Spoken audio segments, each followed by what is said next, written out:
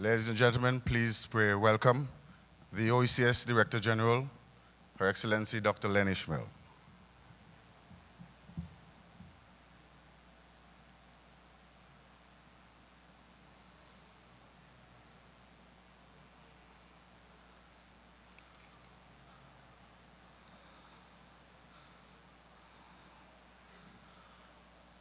Followed immediately by the Honorable Chief Minister of Anguilla, Honorable Hubert Hughes.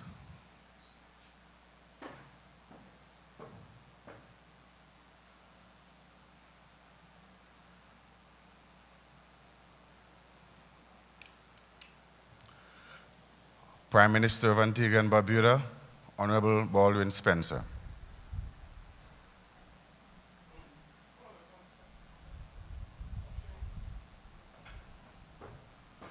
Anguilla. Oh, you're supposed to meet him, yes. Representing Dominica, His Excellency Felix Gregoire. Help me out here.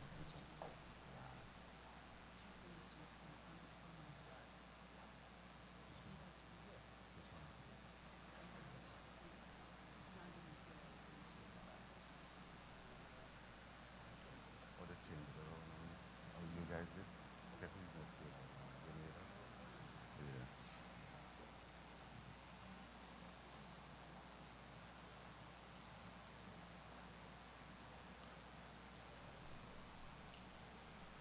From Grenada, Honorable Nimrod. I don't have his. He's Alfred.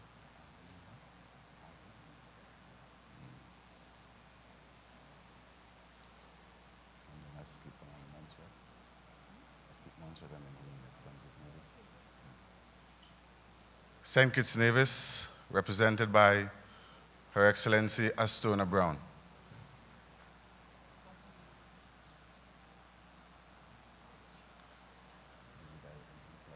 I don't know which one is which right now. Yes.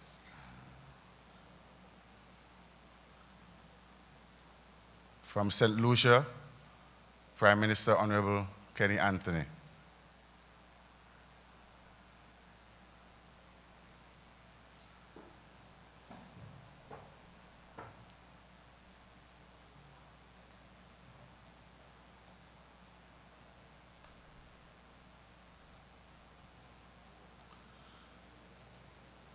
Next, from St. Vincent and the Grenadines, Honorable Dr. Ralph Gonzalez.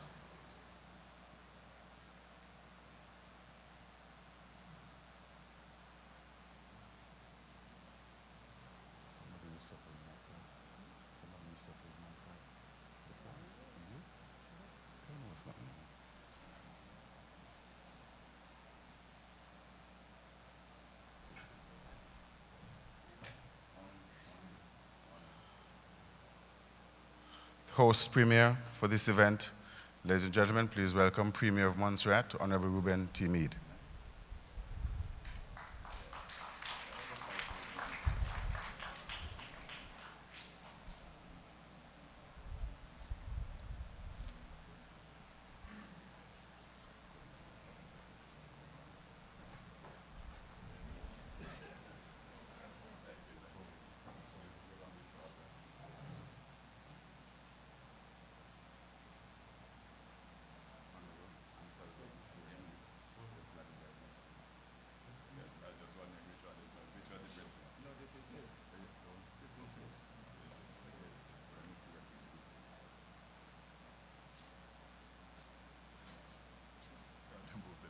Boy, you don't say.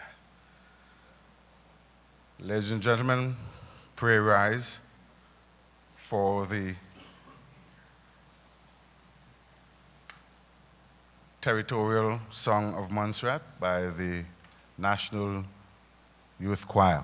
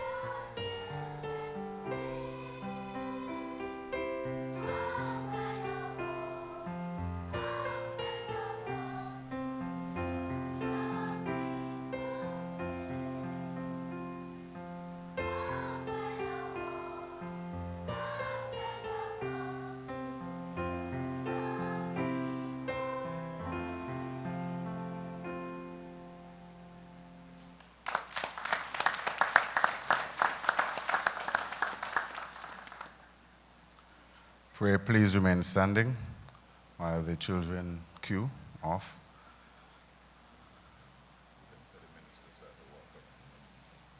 No, not yet, not yet.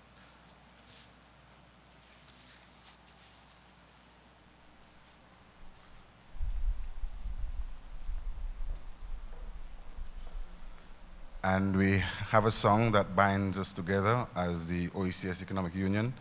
Ladies and gentlemen, please remain standing for the OECS song.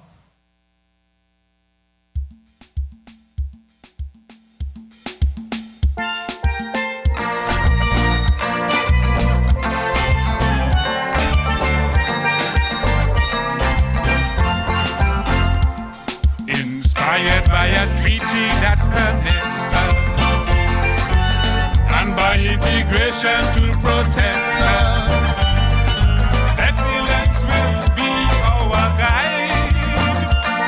We're pushing mediocrity aside, moving on together, forever and ever. To higher heights we aspire, for a brighter future. One people, one region, committed to success. Rise up, stay up, OECS. Embracing a Caribbean union, one vision and one common mission, marching on to the same melody, And preserving peace through prosperity. Moving on together, forever and ever. To higher heights we'll aspire, for a brighter future.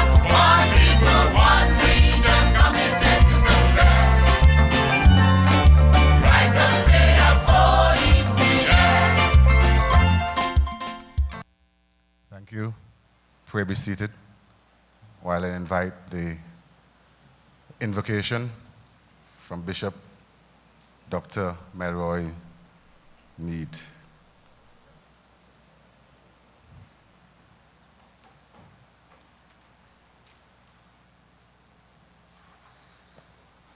Good morning.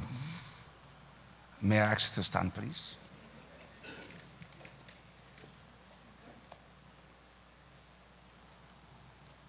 I would like to preface my prayer with this scripture.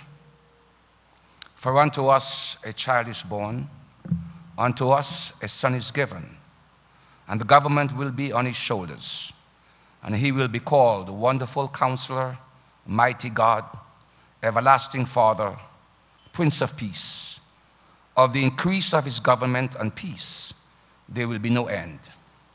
He will reign on David's throne and over his kingdom, establishing and upholding it with justice and righteousness from that time on forever.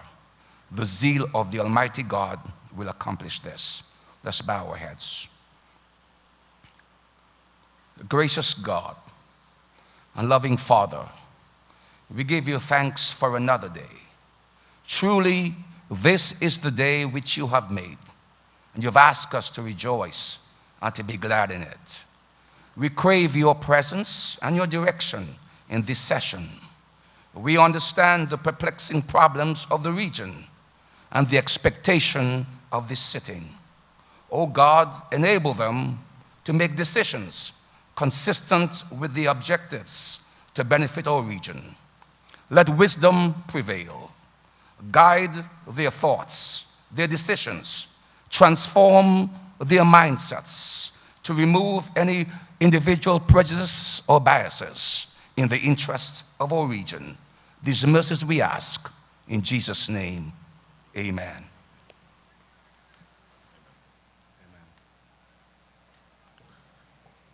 Pray be seated, ladies and gentlemen.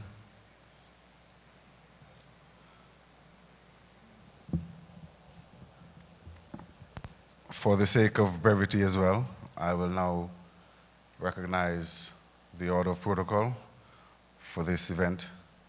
Your Excellency, the Governor, Mr. Adrian Davis and Mrs. Davis, Honorable Premier, Cabinet members, Government of Montserrat, Honorable OECS Prime Ministers and Heads of Delegation, Honorable Speaker, Honourable Opposition Leader and Members of Parliament,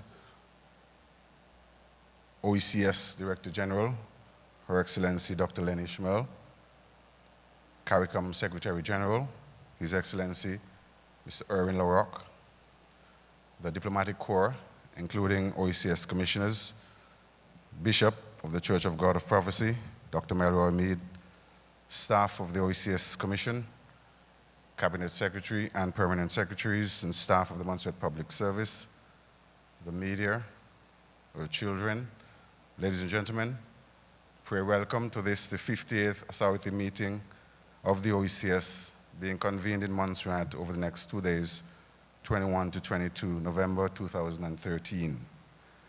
I will commence the proceedings with the welcome by the host Premier, Honourable Reuben Mead.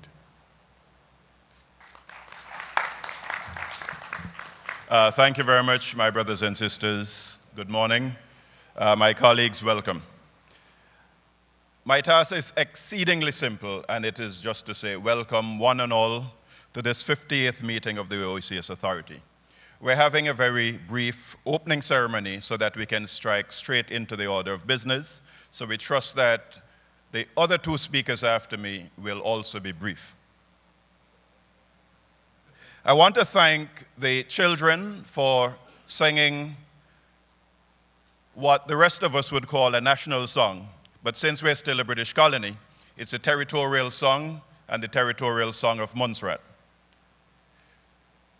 What this is signaling is that we are coming of age, and therefore, when we go to regional meetings, the territorial song of Montserrat will be the official song for Montserrat and not the British anthem.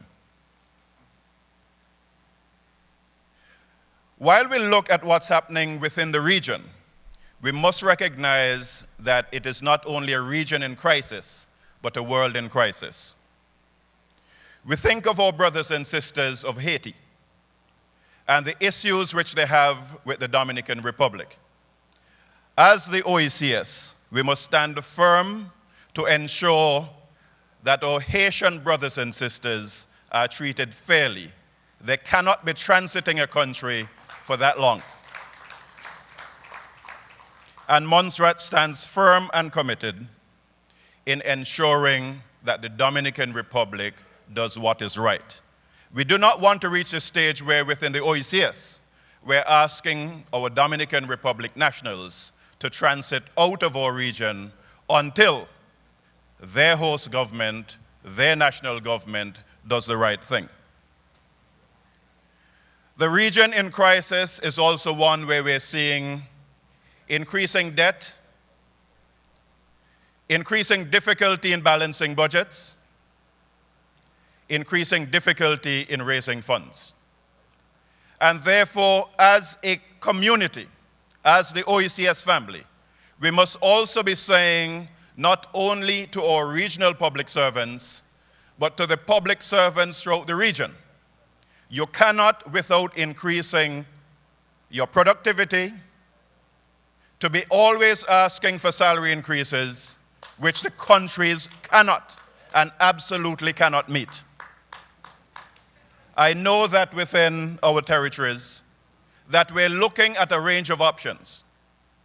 Several years ago, Barbuda cut the salaries of public servants for 2 years by 8%.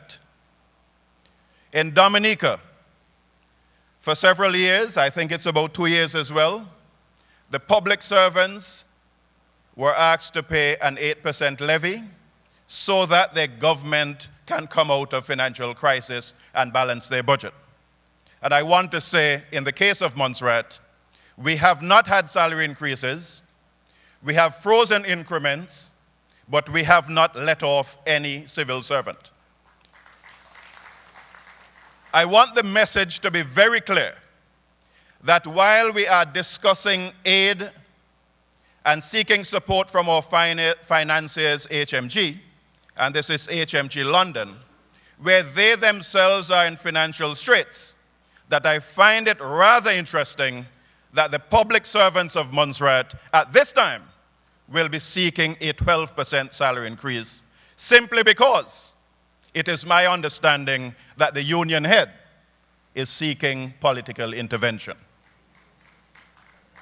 We must ensure that as a region, that we do the right thing, and if it means doing the right thing means that we will lose an election, then so be it. We cannot simply seek to pander to the electorate simply because they may give us a vote. We have to look at our children and our grandchildren and their future so that we manage the resources which we have and do so well. The agenda items which we'll be looking at today will be focusing on development issues. The governor of the central bank will be coming in tomorrow to talk about the economic issues affecting the region and the banking system. And therefore, we will have some very long, difficult discussions, but we will come away united as one OECS, one Caribbean, as we move these economies forward. Thank you very much, and God bless.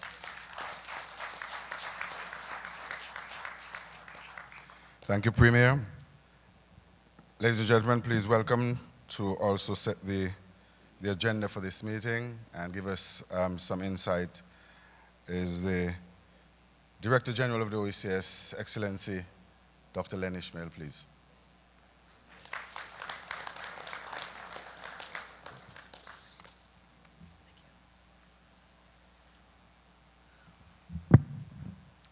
Your Excellency, the Governor of Montserrat, Honourable Premier, Prime Ministers, Chief Minister, members of the legislature and government officials, distinguished delegates, SG CARICOM, members of the OECS Commission, OECS citizens who may be listening in to these proceedings, members of the media, my own OECS colleagues, good morning and welcome to all of you.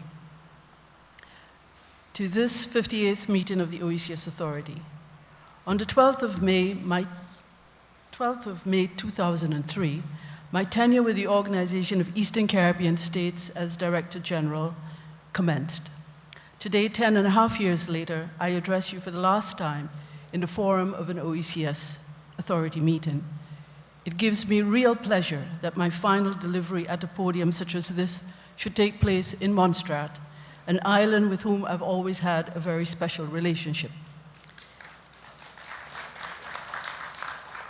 In 1997, as Director of the Caribbean headquarters of the United Nations Economic Commission for Latin America and the Caribbean, with a remit that covered over 23 countries, I chose Montserrat, the smallest member state, as the country to which I would pay my first official visit. That visit marked the first by any United Nations official to this country. And while I was clearly expressing the Caribbean-ness of my roots and indeed my OECS origins within the institutional hierarchy of the United Nations as making a wider point, which was that my tenure would be characterized by providing support to the smallest of our constituencies where our assistance was most needed and therefore poised to make the most difference. 6 years later, my first official visit as Director General of the OECS in 2003 was again to this lovely island. And as my tour of duty comes to an end, it is fitting that the final curtain should take place here. Montserratians exemplify resilience of a very special kind and give living expression to the concept of big dreams, persevering in the face of extraordinary adversity, and yet today the only non-independent country to be a full member and indeed founding father or mother of the OECS. It is in Montserrat that the first public discussions on the future of an OECS economic union were launched almost 8 years ago. Perseverance, resilience, determination, and big dreams, all in a very special and real way, resonate in our region, evoking the language and the very ethos of the OECS. It is an ever-present karma which has gathered us all here today. It would be remiss of me to lose the opportunity to publicly express the view that the Montserratian blend of hospitality and gallantry is special and second to none. Sometime last year, I was delighted to accept an invitation extended by the Premier and his government colleagues to lunch at a small, beautifully rustic restaurant and bar on the beach, not too far away from here. I was invited to have a drink of coconut water. Actually, more accurately, the invitation was for a drink mixed with coconut water. Given that I was to meet with the legislator right after lunch, I opted for a large glass of coconut water on the rocks. This caused a slight stir. It would seem that the stocks of coconut water had expired. There were, however, several coconut trees in attendance, as well as gallantry. Mr. Claude Hogan, the OECS's newest commissioner, was, as always, equal to the task.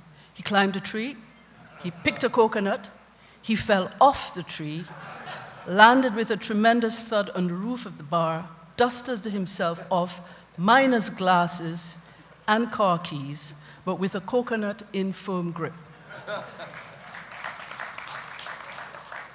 This kind of hospitality has absolutely no natural competitor, and this is a memory that I will treasure always. Premier, I've taken the long and scenic route. Forgive me if I'm not as short as you. To convey my sincere appreciation and thanks for the continuing support of your administration to our organization and our staff, and the generosity of the support accorded to me as Director General over the years. I ask that these sentiments be also conveyed, of course, to Commissioner Hogan, who is here with us, and others in your administration, notably Mrs. Sarita Francis, the former Deputy Governor, and your Financial Secretary, John Skerritt. Those two officials were always ready and present to assist us. Accept our thanks as well for the wonderful arrangements which you have made to host our meeting. And thank you once again.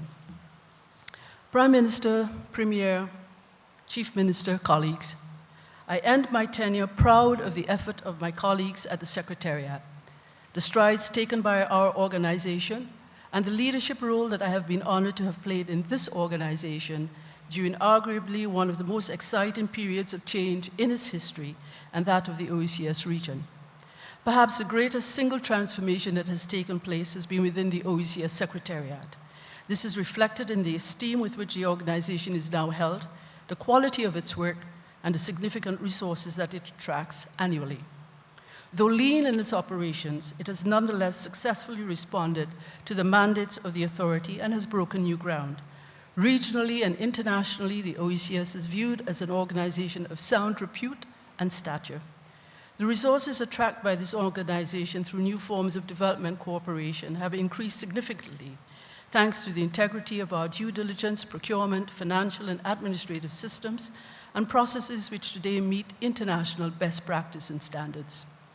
And over these years, we have significantly deepened the union among the OECS member states in an extraordinary journey pursued by no other small island developing states. And today, the OECS has been held as a world model for all small island developing states.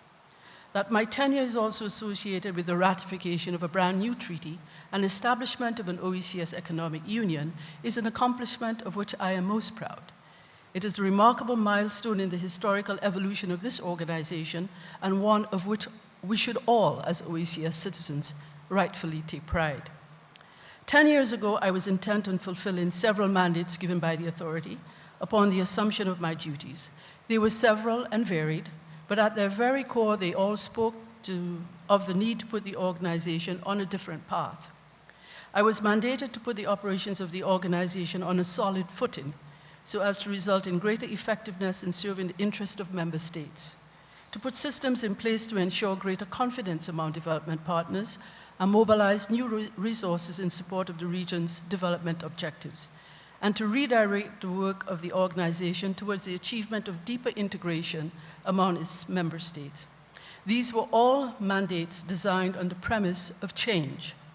Today, I recall with a smile the light banter regarding my entree as a woman into this overtly dominated world of men. And in this setting, my ability, again as a woman, to take decisions that required bold and decisive action given the mandate for change. I too had a couple of my own goals. These were to imbue every aspect of the operations of the organization and its culture with a search for excellence and best practices, and to lead the organization's ability to increase the caliber and strategic content of its work in a dynamic and proactive way.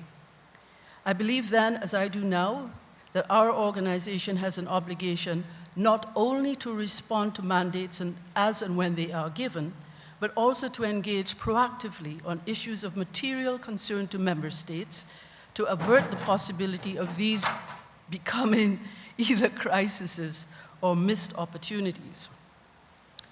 The fact that the OECS flag has fallen should not be seen as a crisis, but it's an opportunity for Prime Minister Gonzalez to give the OECS a helping hand.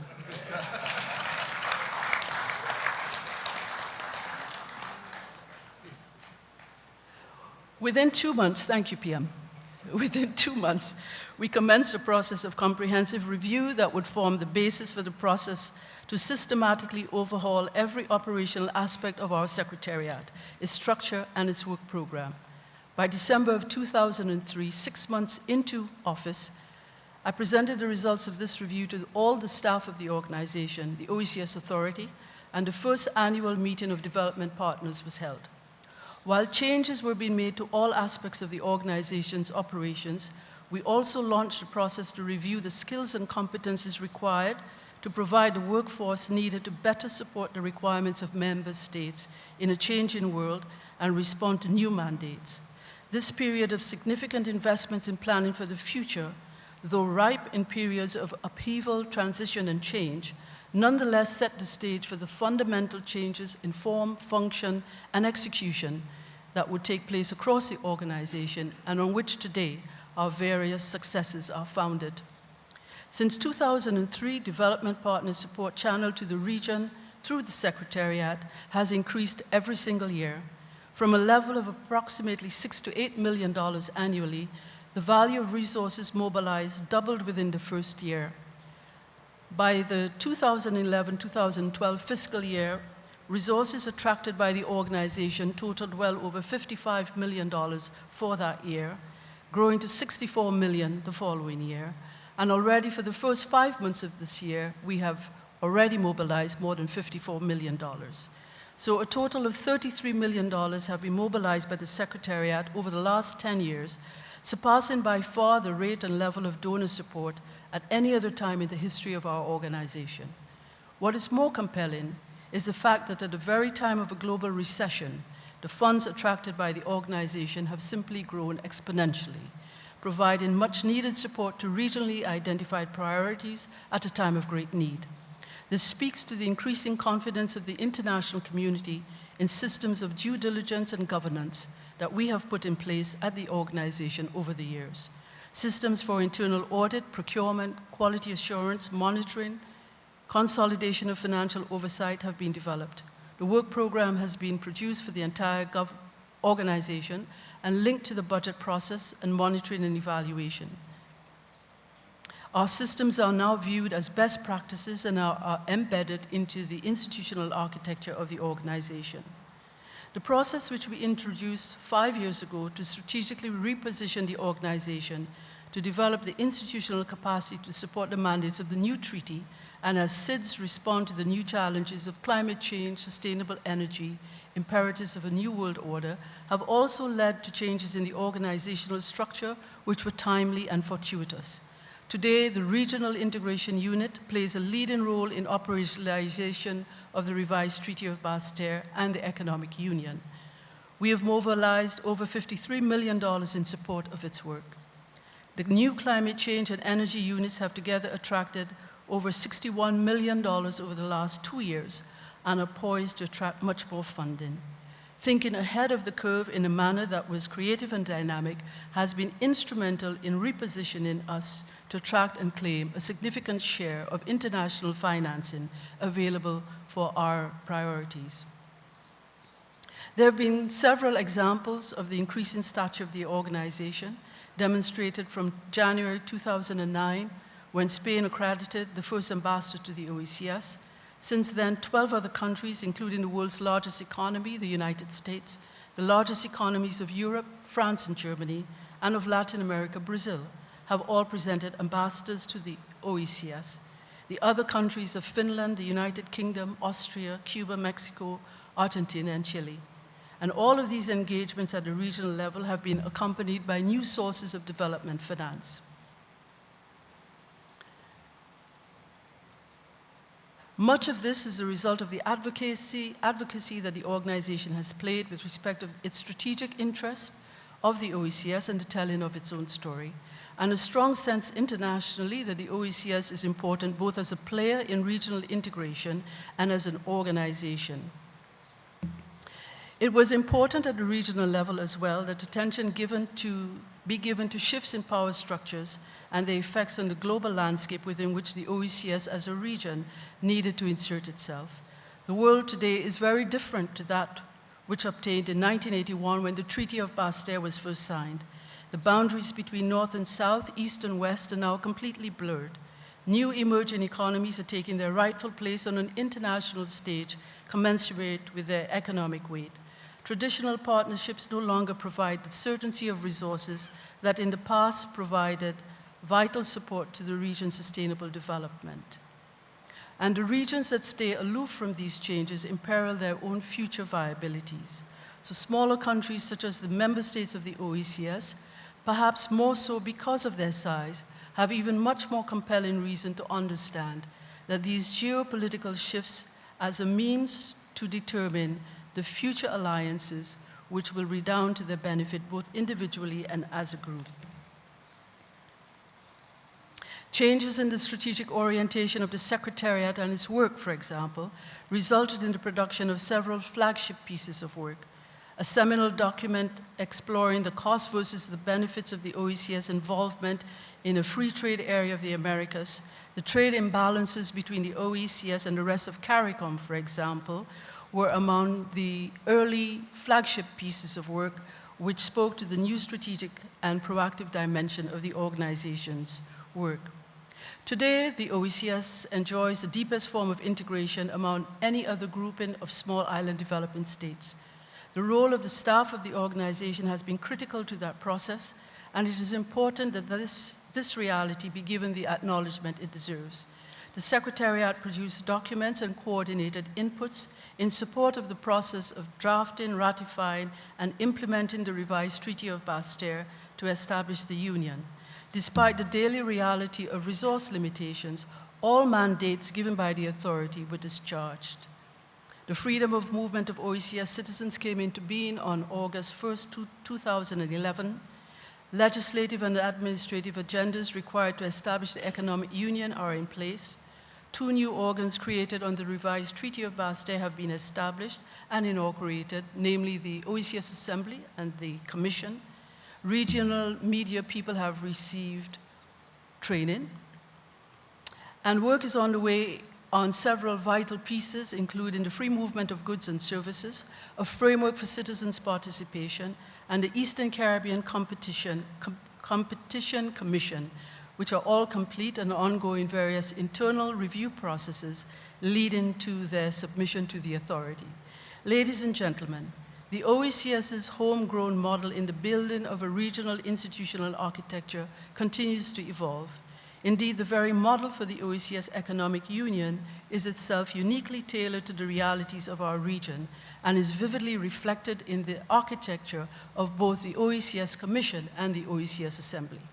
In closing, members of the authority, ladies, gentlemen, colleagues, I am satisfied that the record will point to the various mandates issued at the beginning of my tenure as having been met. The changes introduced to these mandates did not materialize overnight, neither did they come easy. It is far easier to maintain the status quo than to introduce organizational and cultural change in pursuit of excellence.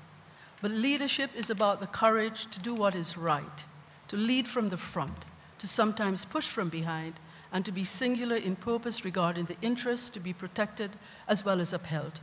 The true north in that regard has always been the best interest of our organization and the people of the region whose interests we are meant to serve. And these have been, for me, the unwavering points of the compass. The work, of course, remains to be done at the organization. It is more solid and focused than before.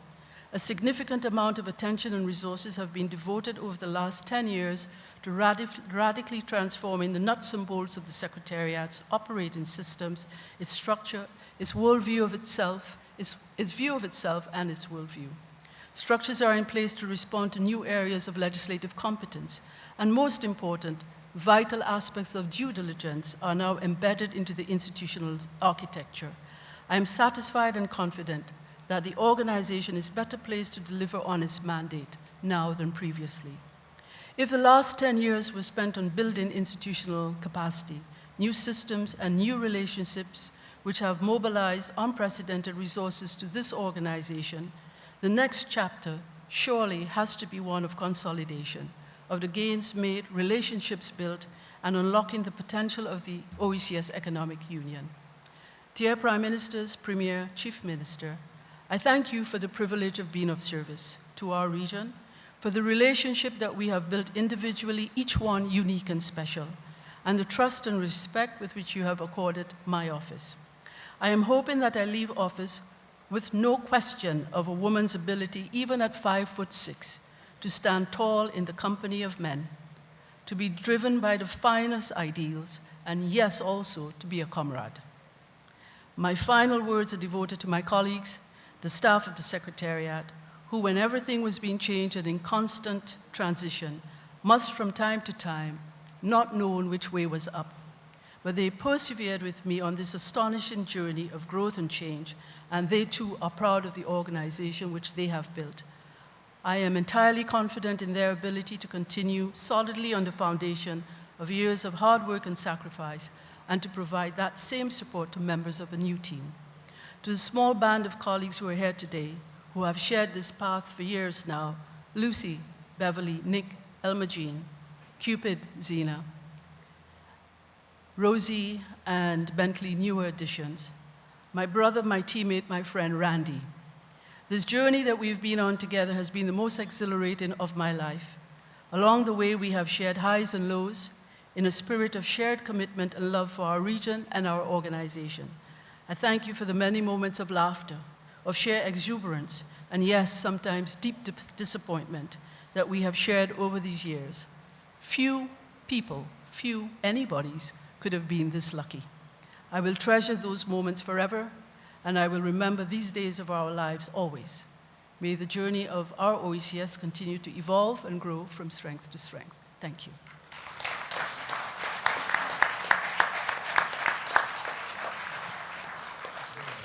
Thank you very much, DG, for a full and comprehensive final report of 10 years of bringing the OECS from a functional corporation to a fully recognized international legal entity in our Caribbean.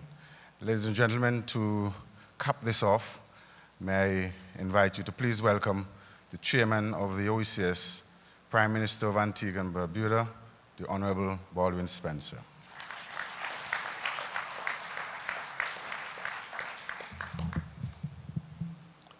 Thank you very much, Chair.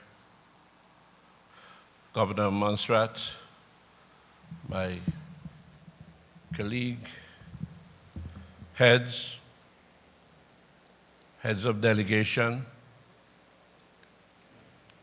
representatives of the OECS and representatives of the Diplomatic Corps,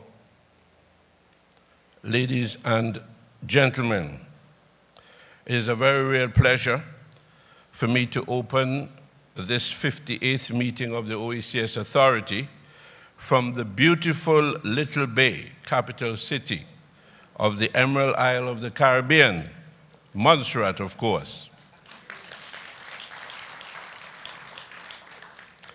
Every occasion for which I have had the good fortune to visit these shores, I am always overwhelmed by a sense of optimism, because what is Little Bay but a monument to resilience in the face of adversity? When the disastrous pyroclastic flows of the 1995 volcanic eruption disseminated over 2/3 of the island and buried the former city of Plymouth, the people of Montserrat could have easily thrown up their hands in surrender, and no one would have blamed them. And while there were many who did just that and gave in to despair and fled, over 5,000 intrepid souls decided to look up and look down, look forward and not back, to look out and not in, and lend their hands towards pressing forward with the work of rebuilding their beloved country. Today, just under 20 years later, Montserrat is thriving again, in no small measure, due to the creative ways in which it has sought to redevelop and cultivate its tourism industry, which has shown serious growth in the last several years. It has found a way to package the country's assets, its beauty, its people, its culture, its flora, fauna, and ironically, the attraction of the barren landscapes of its southern exclusive zone, to reap economic dividends that continue to propel Montserrat forward and to secure its future. The government and people of Montserrat have learned, like Gandhi, that, and I quote, adversity is the mother of progress, unquote, and are a shining example of how obstacles of the past can become the gateways to new beginnings. It is in this vein that I thank, on behalf of my colleague heads, the government and people of Montserrat, for hosting this event, and to express our regret that this meeting was scheduled just 2 or so weeks shy of your carnival season, which I'm sure is worthy of another trip back to Montserrat. Yes, I'm very happy to be speaking from this forum or venue because it is very fitting for what it symbolizes in these times. Over the last decade, the region has had to find the means and wherewithal to cope with setback after setback arising from these vulnerabilities. And with the onset of climate change, which has caused an increase in the frequency and intensity of hurricanes, each year we have held our breath in fear of what the next Atlantic hurricane season would bring. The gross tragedy besetting the Philippines in the aftermath of the super typhoon, which struck just 2 weeks ago, was an all too familiar reminder of the vulnerabilities we face as small island developing states. Our hearts go out to the people of the Philippines, but as we stand here today in Little Bay, Montserrat, in the country that should not have been, let us send them a resound message to hold strain, stand their ground, dig deep, and keep pressing on, because even in the midst of this dark hour, they too will find within themselves an invincible sun. Ladies and gentlemen, it was Ralph Waldo Emerson who said that every calamity in a spur and a valuable hint, is a spur and a valuable hint. And it is my view that this tourism was declared for such a time as this. For in the wake of all the economic, political, and social tsunamis that have been battering the globe, we see a phenomenon emerging that has never been seen before. For the first time in world history, all nations across the globe, using every tool, medium, technology, and forum at their disposal, are coming together in a collective conversation about how all elements of our societies can work together to effectively deal with our problems in common, learn from the lessons of the past, and pool our varying resources and abilities in a global effort to secure the future we seek.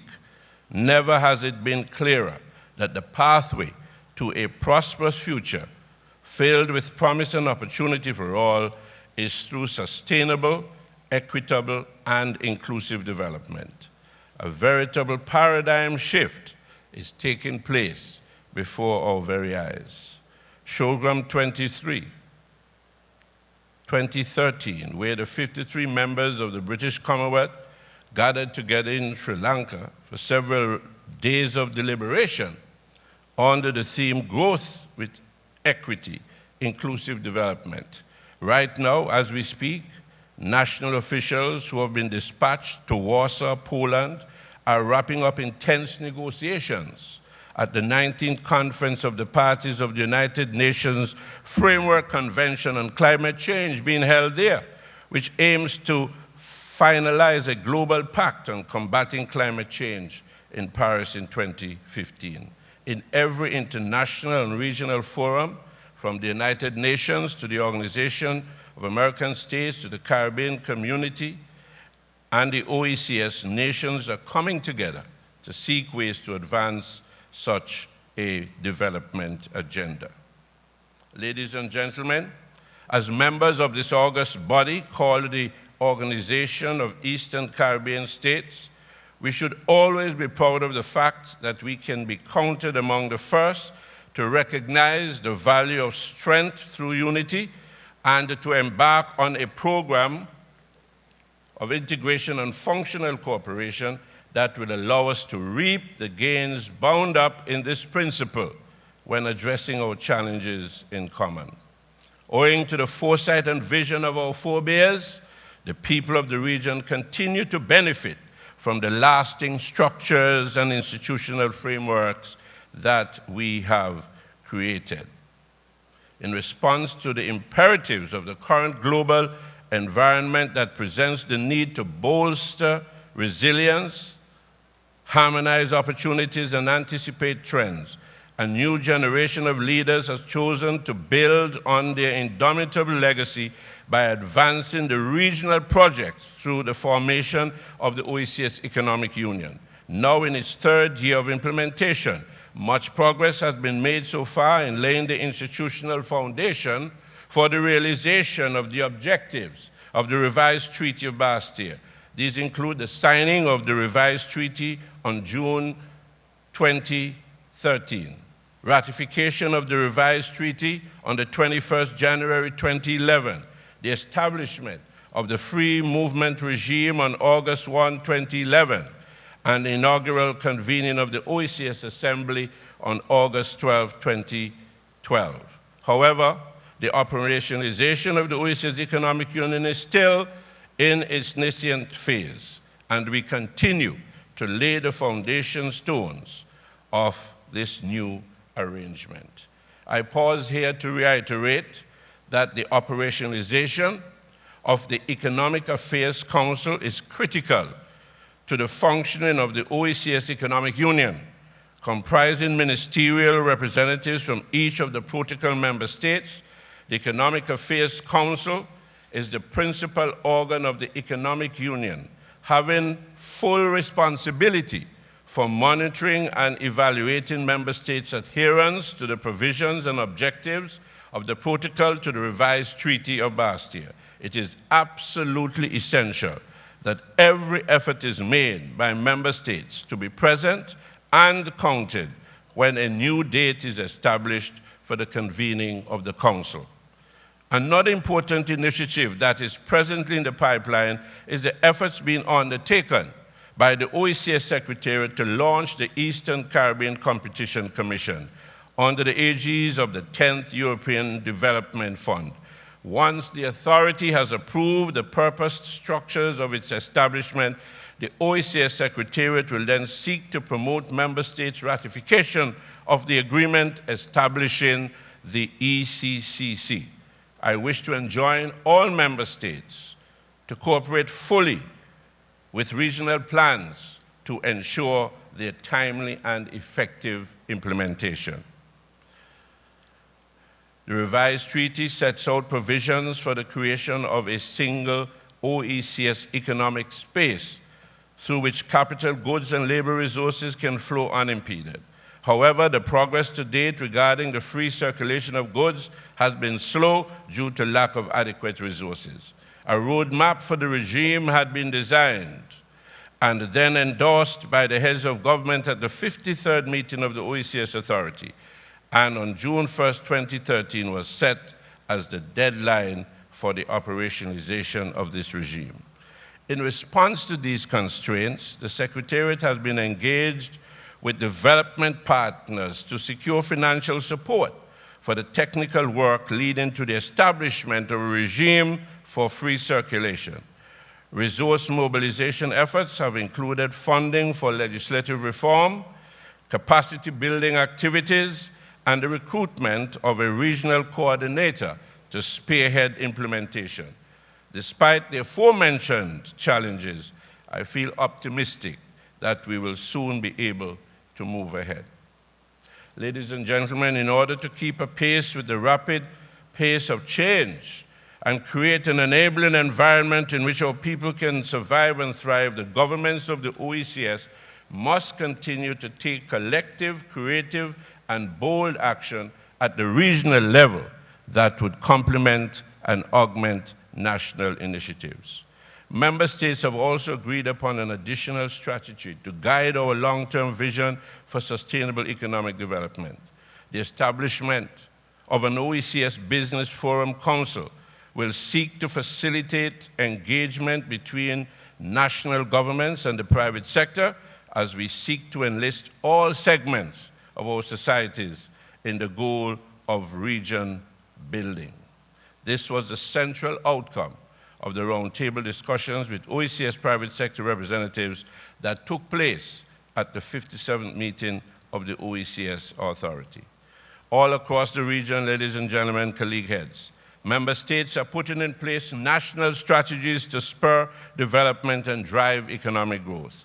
Strategies and solutions are being put forward that seek to respond to the exigencies of the times, stimulate investment, and exploit national comparative and competitive advantage. From the efforts to capitalize on the green economy approach through investments in green industry, to the implementation of structural reform measures that would improve the investment climate and business environment, increase competitiveness, enhance skills training, and increase the support of the private sector.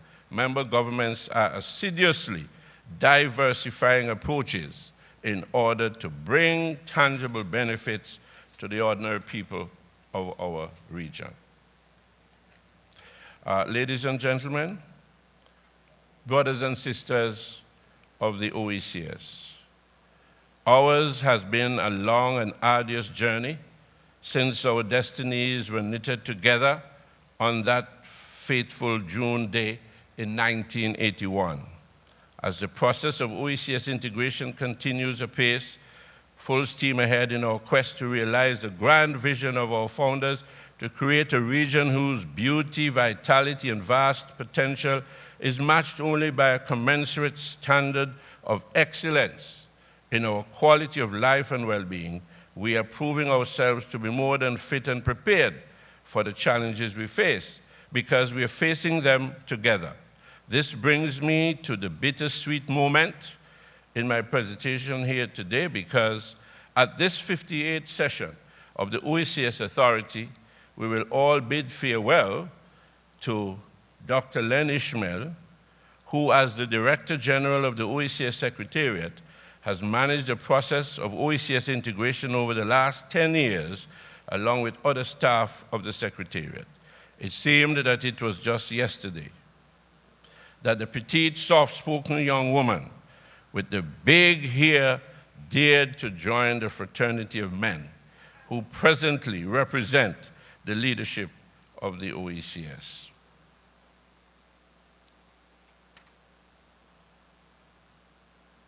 However, her small frame belied the formidable force she would prove to be in the process of transforming the Secretariat and, by extension, the organization in every aspect of its work.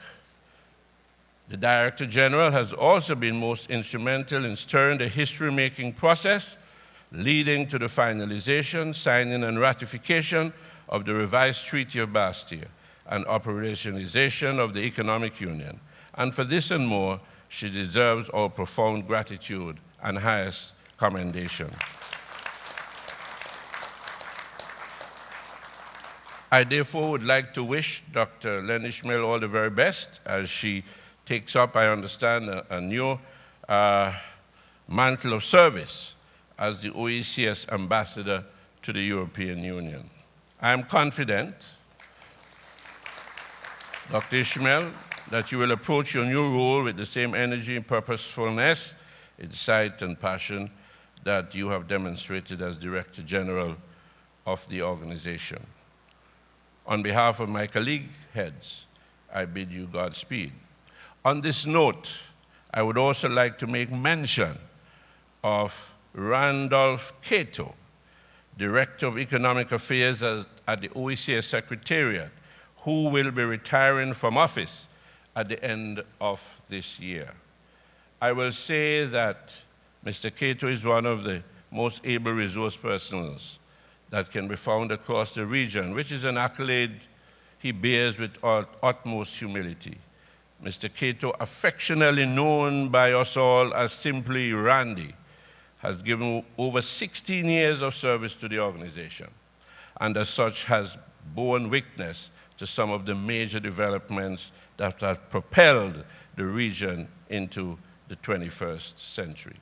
As the trade expert, Mr. Cato has been a principal negotiator in our encounters with the World Trade Organization since that entity was established in 1995 and was instrumental in the accession process of our members. He has served in this capacity in all areas related to his field and has championed OECS interests in some landmark trade pacts, including the Caribbean Single Market and Economy under the revised Treaty of Chaguaramas, the EU CARIFORUM Economic Partnership Agreement, and more recently, the CARICOM-Canada Free Trade Agreement.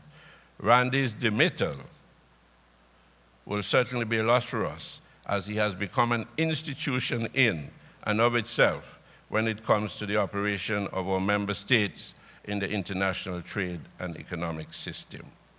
So Randy, all the best to you, my friend. Ladies and gentlemen, colleague heads, there is nothing that gives one a sense of security and of belonging more than family. And the Organization of Eastern Caribbean States is indeed a family. Long live the OECS, and long live OECS Economic Union. I would encourage the governments of Anguilla and the British Virgin Islands to proceed with haste to join our Economic Union family by ratifying the revised Treaty of Bastia.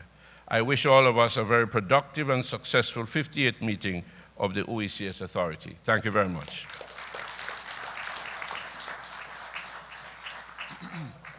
Thank you very much, Prime Minister Honourable Baldwin Spencer, for so ably, so efficiently and effectively summarizing all of the varying interests and projects and programs across the region in a very timely manner, I would say. Thank you, Prime Minister.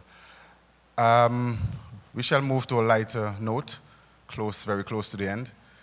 I'll invite the Cabinet Secretary to carry forward the honors on this. Thank you. Good morning, everyone. Here in Montserrat, we firmly believe that the youth are our future, and so therefore, I'd like to invite one of our shining stars to give the vote of thanks. Please, let's welcome Miss Nadia Brown.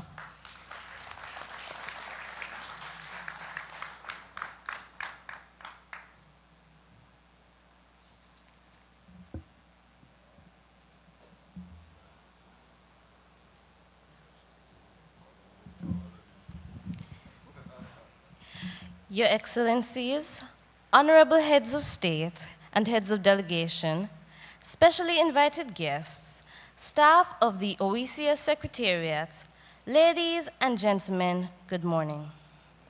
The pleasure is mine to first thank you, the leaders of our territories, for gracing our shores. As a student studying Caribbean studies, it is truly an honor and a pleasure to be in your company here on my little island for such a momentous occasion. I am particularly glad that Caribbean tourism is coming under the microscope, since Montserrat is currently undergoing a redevelopment phase, and tourism is my passion. It is heartening to know that you have not been deterred by the rumblings and grumblings about our volcano. As short as it may be, please do enjoy the few days you spend on the Emerald Isle and do visit us again. Best wishes for a successful meeting, and I pray that your deliberations will be fruitful for the development of our subregion. Dr. Ishmael, Your Excellency, thank you for mobilizing your team to support Montserrat once it was given the opportunity to host the 58th OECS Authority meeting. You will truly be missed as the Director General. We know how much Montserrat means to you, and share in your joy that your last address in this capacity was on our little island. Without your diligent work, our region would not be anywhere near as advanced as it is. Rest assured that the standards and principles you have inculcated into the OECS will guide its future development. Several people have made invaluable contributions to today's proceedings that have indeed set the tone for a productive meeting. Today's function would not have been possible without the tireless efforts of the staff of the OECS Secretariat and the Office of the Premier. Mr. Hogan, our Master of Ceremonies, this morning you have done a marvelous job in ensuring that things flowed smoothly. Your Excellency the Governor, your presence is greatly appreciated and gives credence to the fact that the British government fully supports Montserrat's participation in regional and sub-regional activities. I think we would all agree that our territorial song was rendered beautifully by the junior division of the National Choir. To their directors, parents and guardians, respective principals and teachers, and of course, the children themselves, our gratitude knows no bounds. We can truly feel the Almighty's power in our midst because of the powerful prayer said by Bishop Meade. Honorable Premier, I know how proud you are to have the heads meet here this morning, and now they too must be happy because of the lovely welcome you gave them. It is evident how important the issues at hand are to you, as you made an effort to keep this function as brief as possible to allow maximum time for the relevant discussions. The Chairman of the OECS, Honourable Spencer, thank you for your address, and we hope to see you back next month for our festival celebrations. May the meeting you chair over the next 2 days run efficiently. To the management and staff of the Montserrat Cultural Centre, today would not have been so fantastic without you. Thank you to the various media personnel with us this morning to document today's proceedings. For the breathtaking decorations you see before you today and those in the conference room, we would like to express our gratitude to Mrs. Verna Brandt and Mrs. Claudia Skerritt. And of course, to everyone else who has worked tirelessly behind the scenes. We could never forget your contribution. Thank you. May you all have a pleasant day and a blessed day. Thank you.